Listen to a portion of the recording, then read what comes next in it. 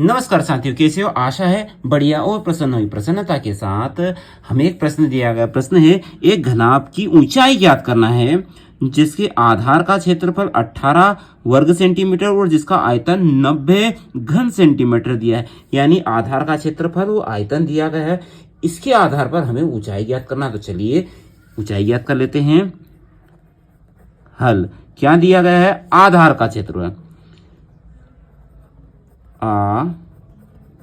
आधार का क्षेत्रफल।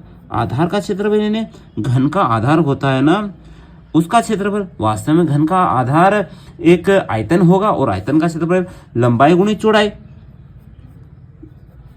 लंबाई गुणित चौड़ाई, ये आधार का क्षेत्रफल होगा। किसका आधार? घनाभ का। लंबाई गुणित चौड़ाई, परंतु आधार का क्षेत्रफल हमें दिया ही है, कितना है? 18 वर्ग सेंटीमीटर। इसका मतलब लंबाई और चौड़ाई दोनों का गुणा 18 सेंटीमीटर यह दिया है। अब क्या दिया गया है? घनाभ का आयतन।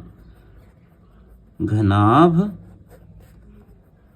का आयतन कितना दिया गया है? 90 घन सेंटीमीटर। और घनाभ का आयतन क्या होता है? तो घनाभ का आयतन होता है लंबाई गुणित चौड़ाई गुणित ऊंचाई बराबर 90 घन सेंटीमीटर। ठीक है, परंतु लंबाई और चौड़ाई तो हमें दी गई है, लंबाई और चौड़ाई दी गई 18, तो इसके स्थान पर मैं लिख सकता हूं 18 गुणित ऊंचाई बराबर 90 घन सेंटीमीटर। ऊंचाई